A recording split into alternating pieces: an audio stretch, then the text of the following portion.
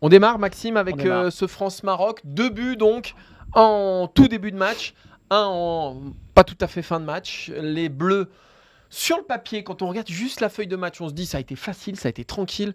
Un but de Théo Hernandez, un but de Randal Kolo Muani. Alors ça, si on nous l'avait dit, on l'aurait pas cru. Mais, Maxime, ça a été beaucoup plus compliqué que ça. Et c'est finalement une demi-finale dont on a senti par moments qu'elle aurait pu basculer du côté marocain malgré le score final. Ouais, moi, au début de la seconde période, il y a eu la fin de la première période avec beaucoup d'actions chaudes des actions chaudes sur le but d'Hugo Lloris. Et à un moment, je me suis dit, ils vont se faire punir. C'est-à-dire qu'ils sont en train de tendre le bâton pour se faire battre parce que je sais pas si on nous ressortira la rengaine comme les Giroud l'a fait après le quart final face à l'Angleterre, de dire ça m'a rappelé la Belgique. Non, moi, c'est pas du tout la Belgique 2018. Là, c'est une équipe qui, je ne sais pas pourquoi, s'est mis à reculer et qui a paru parfois au bord de la rupture. Si les Marocains ont un instinct plus tueur devant le but, s'ils ne font pas le dribble de trop, je pense qu'il y a beaucoup plus de danger sur le but de Lloris et potentiellement on peut se retrouver à un partout à l'heure de jeu. Et là, c'est plus la même histoire. Des demi-finales, des 4 dernières demi-finales des Bleus, donc toutes celles qui ont été victorieuses, c'est pour moi la moins maîtrisée.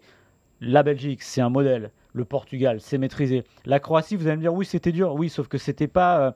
les Bleus n'étaient pas bons, mais n'étaient pas au bord de la rupture. Évidemment, il y a ce but après la mi-temps, mais il n'y a rien d'autre qui fait dire que les Bleus vont se ramasser. Là, à un moment, je me suis dit, ils vont droit dans le mur, alors qu'ils mènent 1-0 à la 5e, c'est ce qu'on leur conseillait de faire, que Saïs sort à la 20e, qu'on voit que les Marocains sont vraiment de plus en plus à la rupture et qu'on se dit que la fatigue plus les choses qui vont dans le mauvais sens, ça va les achever. Et non, d'ailleurs, bravo le Maroc, parce que cette demi-finale-là, avec le niveau émotionnel et avec le niveau de fatigue, c'est formidable de l'avoir fait. Moi, je dirais que c'est une équipe de France, mais comme en quart de finale, minimaliste. C'est-à-dire qu'elle ouvre le score et que derrière, on sent pas d'élan, on sent pas de volonté de... Parce qu'effectivement, ils perdent Aguerd quand même à l'échauffement. Ils perdent Saïs, donc le capitaine, et l'autre défenseur central incontournable, au bout de quoi? D'un quart d'heure, 20 minutes? Je sais même pas. Voilà, 20 minutes. L'équipe de France aurait dû appuyer sur la tête des Marocains. Mais comme face à l'Angleterre, j'ai presque les mêmes conclusions. C'est-à-dire que c'est une équipe qui, par contre, est absolument sûre de sa force, absolument sûre de qui elle est, absolument sûre qu'elle est certaine de son destin, cette équipe de France. Moi, je l'ai ressenti face à l'Angleterre et je l'ai ressenti ce soir, c'est-à-dire que jamais elle ne panique. Pourtant, on a l'impression que sur le terrain, ça prend un peu la fuite, beaucoup même la fuite sur le côté gauche. Mais jamais elle ne panique. Parce qu'elle... Voilà, moi je suis persuadé que ces mecs-là savent gagner. Il y en a beaucoup dans cette équipe-là qui l'ont déjà gagné. Et je suis persuadé que c'est encore ce qui a fait la différence aujourd'hui. Allez, comme à chaque match de l'équipe de France, on a évidemment noté les 11 joueurs. On a décidé de s'arrêter sur 3 notes et on va démarrer avec Ibrahima Konaté. Rendez-vous compte, il ne devait pas jouer cette demi-finale de Coupe du Monde. Le mec avait 2 sélections avant le début du mondial. Il arrive et là, il nous sort un match monstrueux, impeccable, tranchant, mordant, propre. Et j'insiste, propre. Il a absolument tout fait. Moi, j'ai trouvé déjà que c'était le meilleur défenseur. On lui a mis 8,5.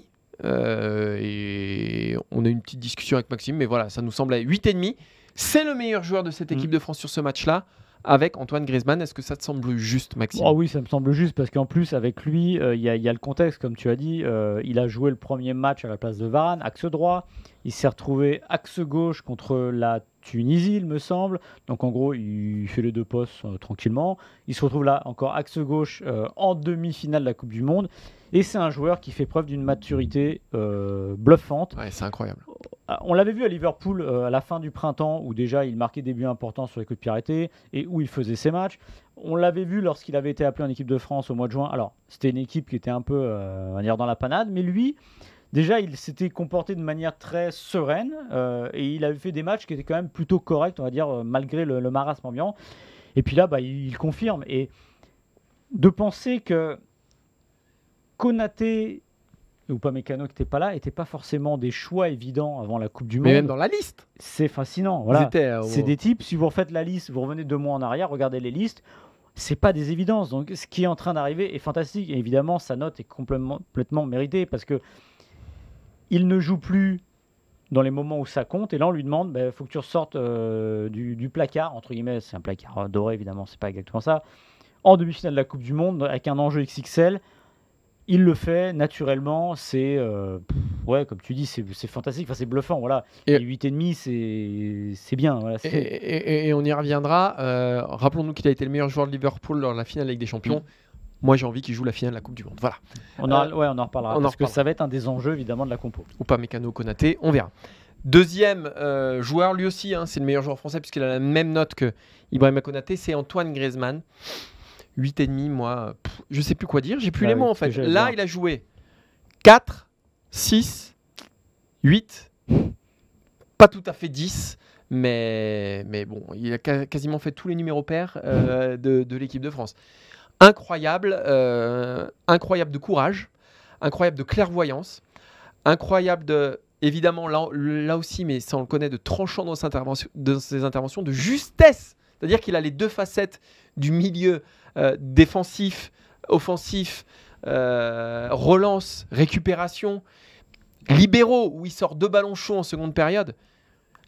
Maxime, j'ai plus les mots pour Antoine Griezmann. C'est peut-être le joueur le plus complet de l'histoire de l'équipe de France. Ouais. Mais moi non plus, j'ai pas les mots. Justement, quand tu as démarré, j'allais dire, on ne sait plus quoi dire. Non, il y a plus grand-chose à dire. J'aimerais connaître ses résultats de tests physiques de début de saison, parce que c'est une machine. Je ne sais pas s'il est bon coureur de fond, mais c'est incroyable. Je veux dire. Et il garde cette lucidité tout au long du match. Il n'y a pas un moment où vous dites ah là là, il est en train de perdre la boule parce qu'il a trop couru. Non, il est là partout. Et comme tu l'as dit, on l'a retrouvé un moment dans les 6 mètres à dégager des ballons. Et puis, moi, je l'ai déjà dit ici 100 fois, mais c'est le plaisir. Et redis-le, ça te fait plaisir. Mais oui, parce que c'est l'autre football. C'est pas le football qui fait le beau devant les caméras. C'est pas le football du gars qui marque tous les buts, qui va chercher les stats. Il s'en fout des stats. Ses stats, lui, c'est gagner une Coupe du Monde. C'est de faire plaisir à l'équipe. C'est de faire avancer l'équipe. Et surtout, il ne prend absolument pas ombrage de ce qu'il peut être dans l'équipe. Parce que s'il y a un joueur qui est élu meilleur joueur de la Coupe du Monde côté français, la FIFA, je suis à peu près sûr que ce sera Kylian Mbappé, parce qu'il marque les buts. On oubliera que ce type-là, Griezmann, depuis le début, il est fantastique, à part une mi-temps contre la Pologne, parce qu'il n'aura pas marqué de but. Voilà, c'est la tyrannie de la statistique. Moi, je trouve formidable que ce soit lui qui porte l'équipe. Et ce qui serait encore plus beau, c'est qu'il offre la Coupe du Monde à la France en marquant cette fois en finale. Ah, ce serait une récompense juste. Moi, face à l'Angleterre, il m'a rappelé Pogba. Ce mercredi, il m'a rappelé Kanté. Voilà, Griezmann, c'est Kanté et Pogba réunis. On termine avec Kylian Mbappé, qui a vécu pour la 2e fois consécutive quand même un match discret. Alors, on lui a mis 4 à Kylian Mbappé. D'ailleurs, on a mis 4 à toute la ligne offensive. Giroud, Dembélé, Mbappé, comme ça, pas de jaloux. Et Mbappé, alors, il a été très brouillon, très brouillon, mais il reste quand même sur l'action des 2 buts, avec des frappes ratées, contrées, mais qui amènent quand même les 2 buts français. Mais c'est pas suffisant, d'autant que sa discipline défensive quand même laisse vraiment à désirer, et ça a failli poser problème même ce mercredi, puisque le côté droit du Maroc a été particulièrement performant parce que Mbappé n'était pas au marquage tout simplement. Ouais, Didier Deschamps, l'équipe de France assume que Kylian Mbappé ne court pas, ne défende pas. C'est un choix, on peut défendre à 10. Moi, j'ai pas de problème avec ça, dans le sens où, oui, en effet, il faut qu'il ait des jambes fraîches.